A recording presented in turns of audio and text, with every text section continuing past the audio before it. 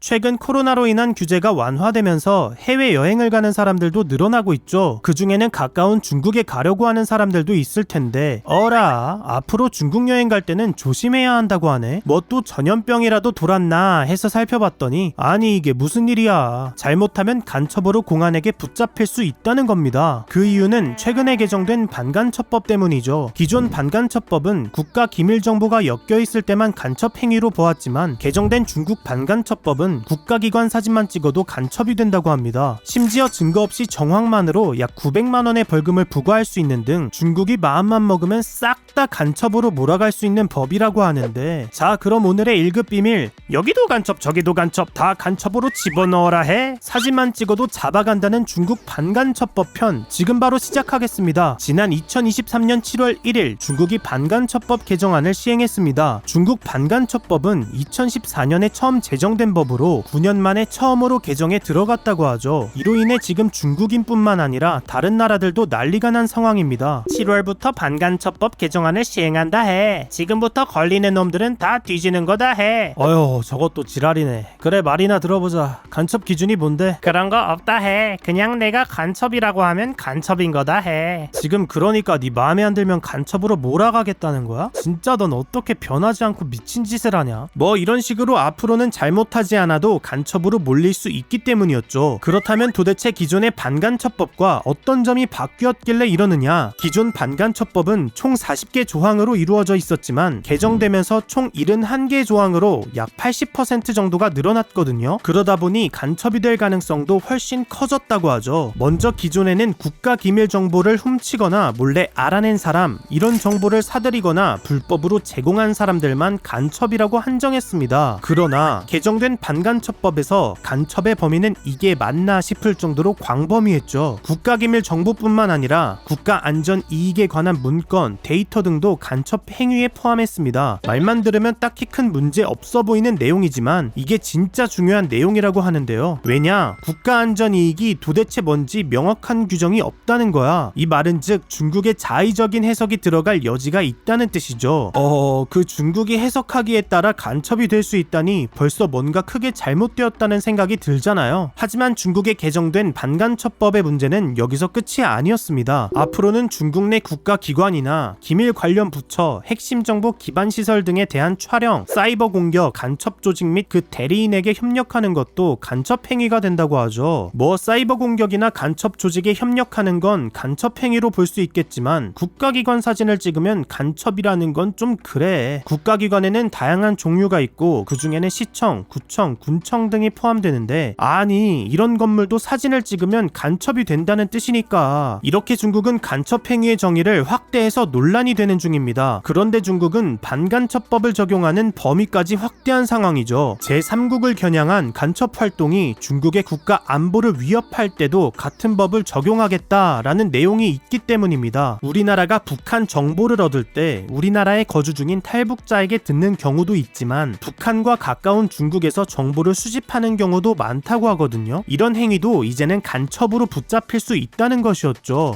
근데 그냥 난 그런 적 없다고 잡아떼면 되는 거 아니야? 라고 생각하고 계신 분이 있으실 것 같은데요. 하지만 저곳은 다른 곳도 아니고 중국이었습니다. 반간첩법 개정 내용에는 간첩 행위의 혐의자의 신체, 문서, 데이터, 기기 등을 조사할 권한이 부여된다고 나와 있었죠. 그리고 조사 대상자는 중국이 달라는 건 순순히 제공하고 협조해야 한다고 합니다. 만약 협조하지 않고 반항한다면 처벌도 가능했죠. 그러니까 중국이 마음만 먹으면 얼마든지 간첩으로 만들 수 있다는 거지. 이렇게 간첩이 된다면 최대 무기징역에 처할 수 있고 외국인은 추방이 가능한데요. 추방된 경우 10년 안에는 중국에 입국이 불가능하죠. 그런데 중국이 이런 식으로 간첩으로 몰아가서 처벌하려고 애를 써도 어떤 증거도 나오지 않는 사람이 있기 마련이잖아요. 이런 경우는 상대가 중국이다 보니까 사과는 바라지도 않지만 중국은 이게 중국이다 라고 외치면서 충격적인 짓을 할 수 있었죠. 그냥 간첩죄 정황만으로 벌금 5만 위안, 한화로 약 900만 원의 벌금을 부과할 수 있다는 겁니다. 이건 아무리 생각해도 도무지 말이 안 되는 법인데 이미 시행되어 버려서 되돌릴 수 없는 상황이죠. 그러다 보니 개정된 중국 반간첩법으로 인해 중국에 간 관광객들이 피해볼 수 있습니다. 일본의 경우 2014년 이후 반간첩법 개정까지 17명의 일본인이 중국에서 간첩 혐의로 체포되었는데요. 거기